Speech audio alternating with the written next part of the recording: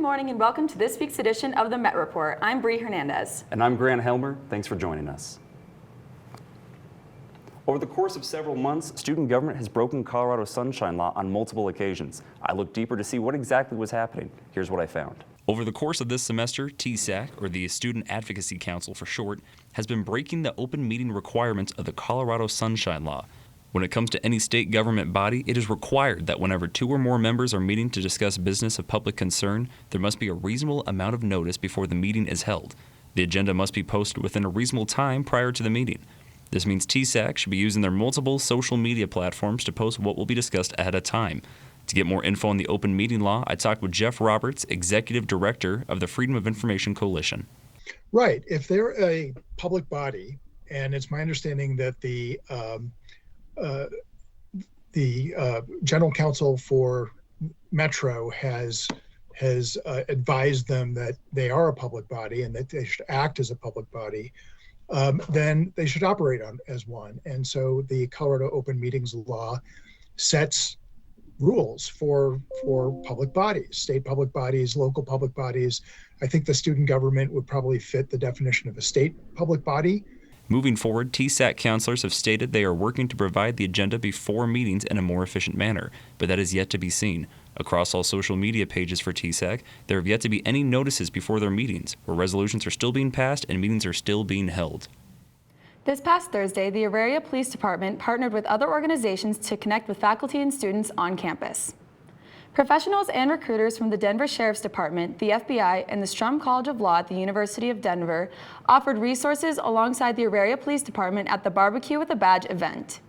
The organization offered job opportunities such as becoming a member of the Denver Public Safety Cadet Program and pursuing graduate school at DU. Members of the community were also served with snacks and hot dogs by the APD. We spoke to the Commander Melendor at the event. And it's really a means for our student and our community to come in and meet with different aspects of law enforcement they might not usually have the opportunity to talk with, and really just build a rapport, kind of get their questions answered, to get to meet them as people. So it's not as intimidating if they ever need help or they want resources. They'll know a person. They'll feel more comfortable with that person. Upcoming events with the Auraria Police Department include the Campus Safety Night during the second week of November that will offer safety tips and cocoa with the cops later that month. A new donation to MSU Denver expands the Pacesetter Scholarship Program so that more students achieve their college dream. A previous donation from the Cohen family launched the program in 2017 to support MSU Denver student athletes. Thanks to another donation from Rob and Molly Cohen, the Cohen Pacesetter Scholarship Program is expanding to help students in need, not only providing financial support but also funds wraparound services so that students can feel fully supported in their academic journey all the way through to graduation. The Pacesetter Scholarship will launch in the fall of 2023, but MSU Denver students will be able to apply beginning in December 2022. For more information, visit the Financial Aid/Scholarship Center or contact Rachel Durham at rdurham4@msudenver.edu. When it comes to food, the Auraria campus has a wide variety. Students are familiar with the food in the food court at the Tivoli, but ever wonder where to find something different? Our reporter Herman Lechuga found a restaurant that you may not be familiar with. We're in Degree Metropolitan, part of Metropolitan State University.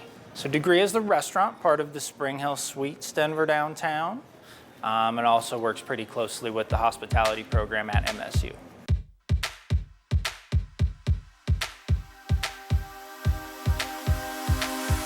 So it's a great place to learn. You're with a bunch of like-minded people who like to be in hospitality, like to provide customer service. You're learning about it as a career and you get to work it and see how the job actually is. You can only learn so much in a classroom. I think I always learn better like hands-on.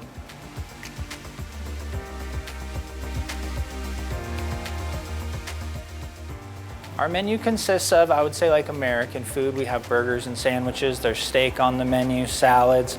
They do flatbreads that are very good, and then they have some weekly specials sometimes too.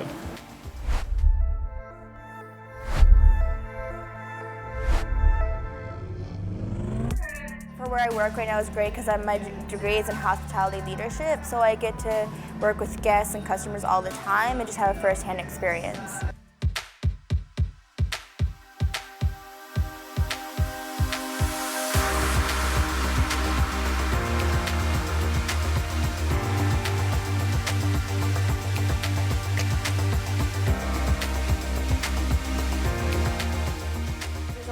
different aspects than just working at like front desk of a hotel or in a brewery, because you won't get like the first-hand experience with customers or guests. So I like really immerse yourself. And I have connected a lot with my fellow employees and my managers, and like just the whole hotel. I felt like really welcome here. Well, I didn't really feel at my last job, and here I just felt like it's a great place for me to grow. It's a great environment, and like you said, it's student assisted. So the person taking your order and the person making your food are all going to be students. So not only are you getting a great environment with wonderful food, but it's also helping out kids learn along their way to finding out. The restaurant is located on the first floor of the Hospitality Learning Center. Make sure to check it out. Up next after this, a group of hackers targets the Denver airport. An MSU Denver alum's journey to becoming an online artist. A Cornell professor visits the campus to talk about degentrification. All this and more after the break.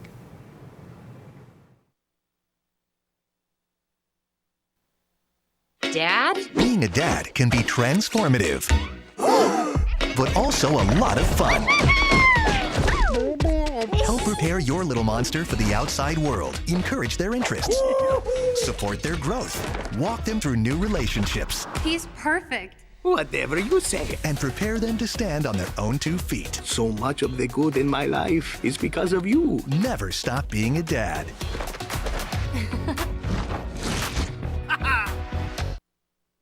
COVID-19 has been a really long and difficult fight. It's definitely taken a toll on all of us. Right now, new variants are a lot more contagious and need to be taken seriously. Getting vaccinated and staying boosted is the best way to keep you protected from COVID-19 and help you stay out of the hospital. Even if you got COVID before, it's important that you go get your COVID booster. COVID shots are safe. Much safer than getting the virus. We can all do our part and get back to living. You can go to getvaccineanswers.org for more information.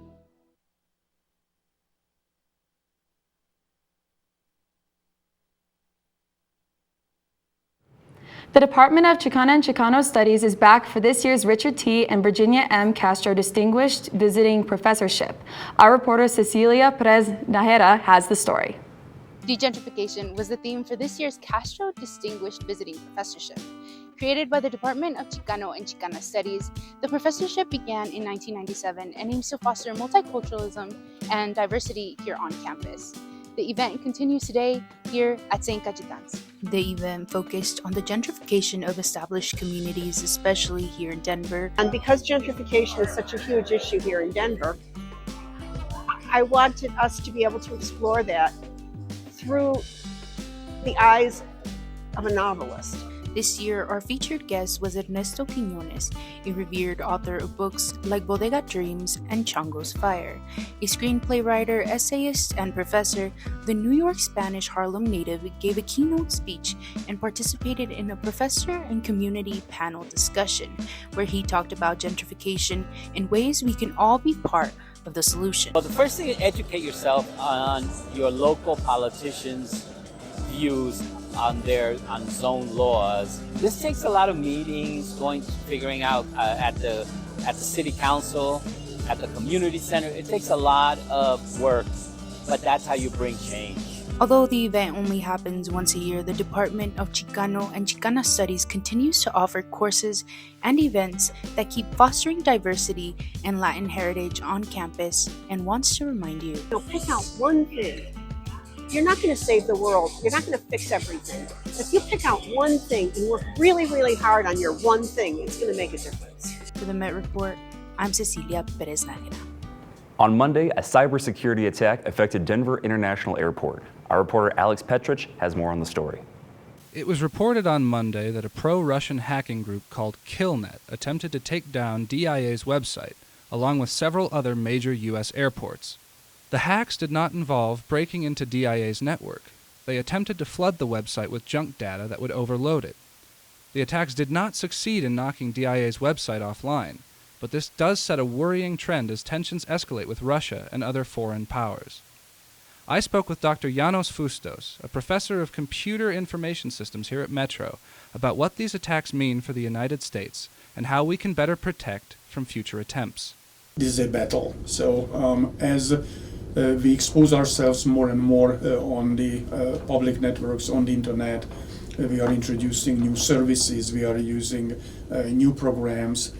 they have been created by humans, and by default they have some errors, bugs, mistakes in that.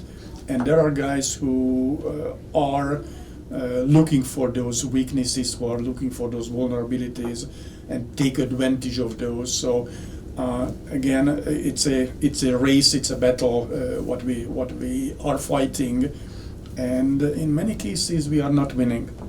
What makes these events all the more troubling is that hackers can gain access to a wide variety of electronic devices.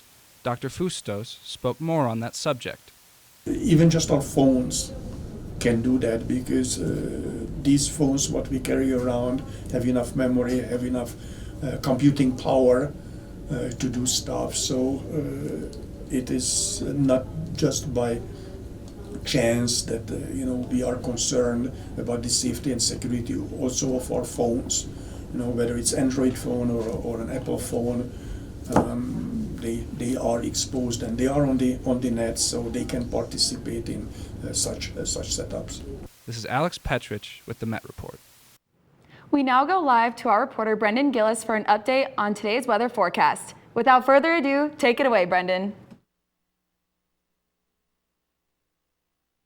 Hey guys, thanks so much. I'm standing outside of the JSSB right now on campus, and it is a beautiful morning right now. It is about 50 degrees or so. However, with the cloud cover being virtually non-existent, you basically don't even need a jacket to get around campus and feel great. However, going into the evening, temperatures are going to drop a little bit into the 40s or so. So you're going to want to start preparing for chillier evenings going forward as temperatures drop there. Going into the weekend, cloud cover is going to start approaching in, dropping temperatures to about the mid to low 60-degree range, with lows also maintaining around that low 40 range. Going into next week, however, the cloud cover will go away, but the temperature is going to remain about the same at those mid-low 60 ranges. So prepare to have a little bit of chillier days than we have right now. It's going to be a great time to start preparing for your fall festivities. Get a good time to put on that flannel, get that sweatshirt going out from your closet. Otherwise, we can enjoy a nice day on campus here with the nice sunshine. I'll throw it back to you guys. The art program at Metro teaches hundreds of students every semester, and graduate Molly Quinn has taken the skills she learned here into the art world. Alex Petrich has the story. The online art marketplace continues to expand, allowing for countless creators to promote and sell their work to a wider audience. One of those creators is Molly Quinn, an MSU Denver alumni who graduated with a Bachelor of Arts in 2020. She's been selling her art online and has developed a loyal following, with 633 sales and hundreds of glowing reviews. I caught up with Molly to discuss how her art has developed and what it's like building an online presence. It's like my part-time job is like my 9 to 5, and then my art is like my 5 to 9 or whatever.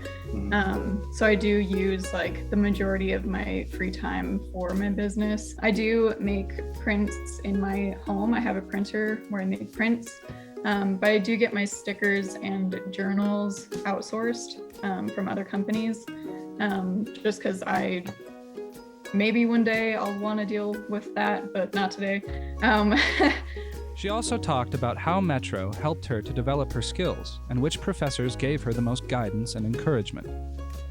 All of the different kinds of art classes that I took, I know I do like all watercolor now, so obviously the painting classes helped, but they all helped as far as like just understanding how to find my own style, like color theory and just anatomy and stuff.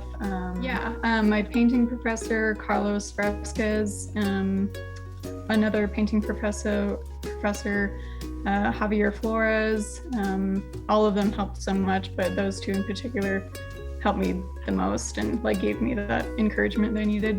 And finally, I asked her where she'd like to be a year from today. I just want to keep reaching people and like growing my audience and stuff. I would love to like slowly expand my product line. Like I want to do maybe sweatshirts and like tote bags and stuff.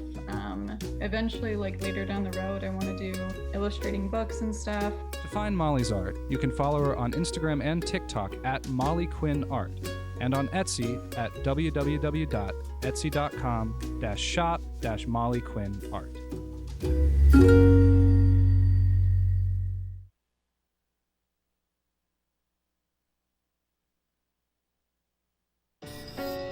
I'm a first-generation Filipino American. You don't always feel you're a part of the country you live in. It's this weird middle space sometimes that you have to live inside of. But when you meet others that are also living in that space, you'll learn to know that it's its own unique space too.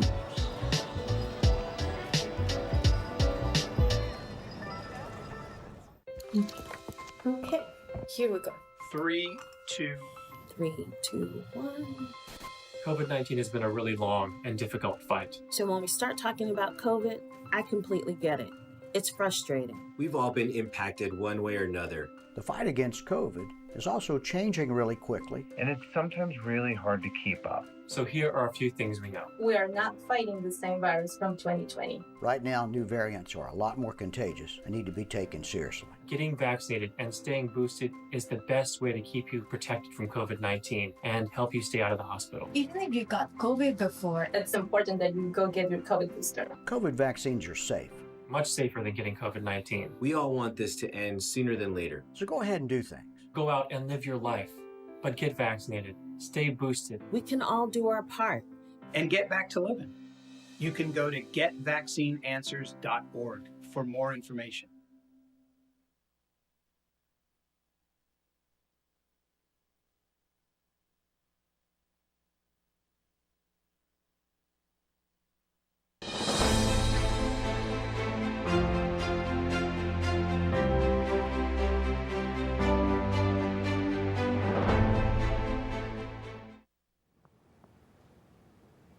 Hello, everybody. I'm Maya Entep, and welcome to Politics.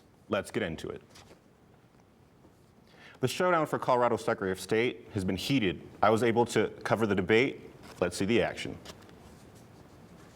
I'm here at the University of Denver, where Democratic Secretary of State Jena Griswold is facing off in a debate against her Republican challenger, Pam Anderson. The race for Secretary of State is on, and many key button topics were front and center at Tuesday night's debate.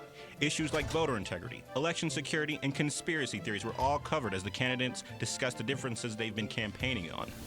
Now, 4 years ago, I ran for Secretary of State on a pledge to increase access to the right to vote.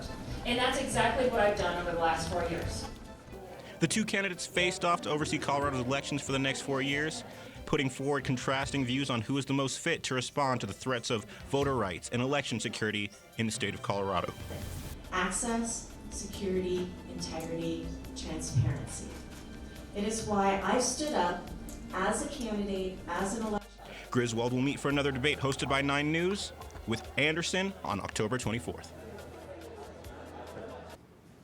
Over the last few weeks, North Korea has been testing nuclear missiles over the Sea of Japan.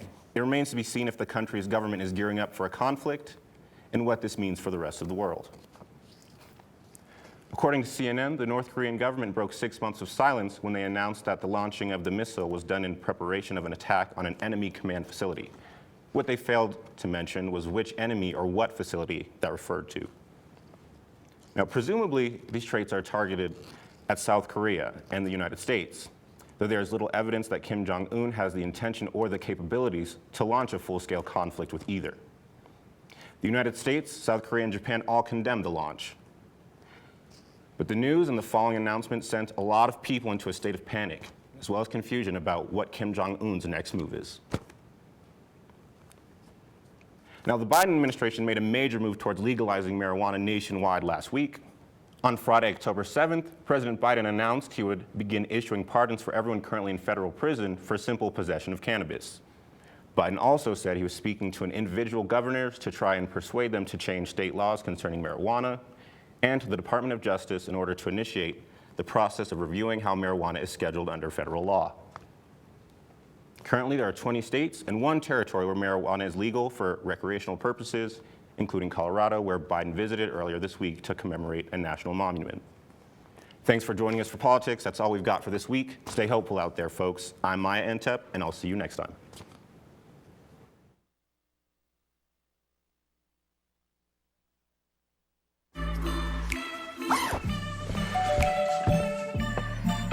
Yo, camping buddy. Okay, you guys ready? Dude, I thought you were driving. I thought you were driving. Oh, I never said I was driving. I definitely can't drive.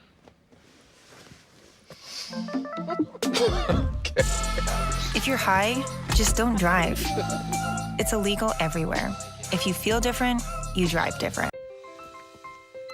All right, let's try this. COVID has been a really long fight, and it's been especially tough on kids. It's been a rough transition for all of us. Right now, as a father, I want to give the best tools to protect my kids. So what can we do to get back to that sense of normalcy? Every day, parents ask me if their child 5 and above should get vaccinated. The answer is absolutely yes. My own sons, who are 6 and 8 years old, had their COVID vaccine. It's an added layer of protection to keep kids from getting any type of severe illness or complications from a COVID infection. A lot of parents are also wondering if the vaccines are safe. Yes, it's safe and effective for children. Definitely safer than a COVID infection. Children get a smaller dosage than adults do. So if you have questions or concerns about the vaccine, that's okay. We're here to help. We have the tools we need to protect kids and help them stay healthy and all get through this together.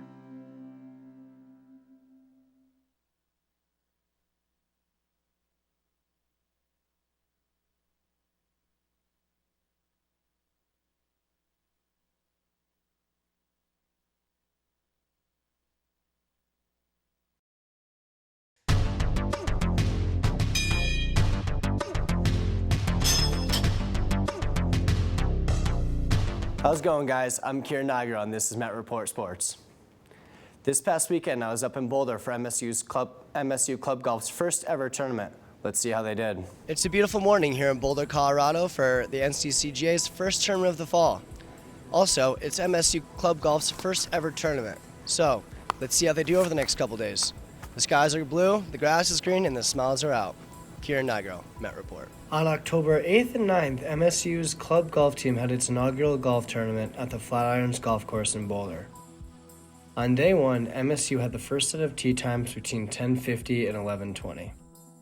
The team scored a total of 431 on the first day, but improved to shooting a team score of 413 on the second day. I got an interview with team member Mitchell Morales after the team finished up day one. Here's what he had to say. It's nice today. We got out early, so it was a little soft, but it firmed up towards the end of the day, and it was actually in really great condition today, so really happy with that. MSU came in 7th place after it was all said and done, although they look to improve their ranking in the next tournament at Aurora Hills later this month. I had a chance to catch up with team member Nicholas Archuleta after day two was completed. No, yesterday was like the first ever tournament for me.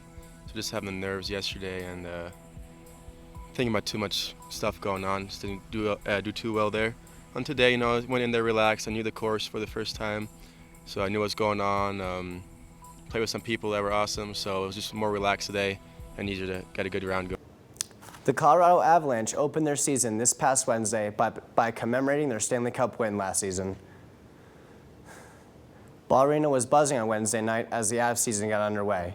Playing host to the visiting Chicago Blackhawks, the highlight of the night game came before the puck even dropped, as the Avs raised their 2022 Stanley Cup championship banner into the rafters. This is the third Stanley Cup to be raised at Ball Arena, and the first since 2001. The sellout crowd was treated with a strong Avalanche victory as they beat Chicago 5-2. Fans can catch the Avs back in action October 19th when they host the Winnipeg Jets at Ball Arena. Ever since Comcast and Altitude Sports, a Kroenke-owned network, have yet to reach an agreement on broadcasting rights. Now, Altitude Sports begins the Why Did Comcast Dump Us campaign. Today marks 76 days and counting since Comcast was given a deal from Altitude to give the same contract to them as they gave to the TV home of the Colorado Rockies. The campaign will start with a mobile billboard traveling from North Glen to Lone Tree down I-25, counting the continuous days since the deal has been made. Fans are angered they aren't able to watch the Nuggets or the Avs.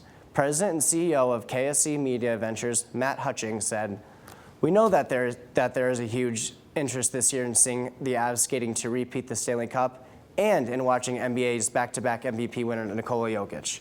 Dumping the fans who are eager to watch championship-level Colorado sports does not serve customers in Denver and the rest of Colorado well at all."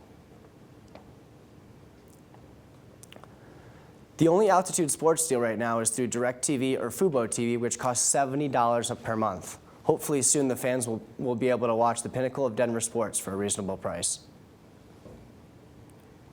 That's all we got for sports this week. Make sure to head over to roadrunnerathletics.com for the latest news, schedules, and broadcasts for your favorite Roadrunner teams. Back to you at the desk.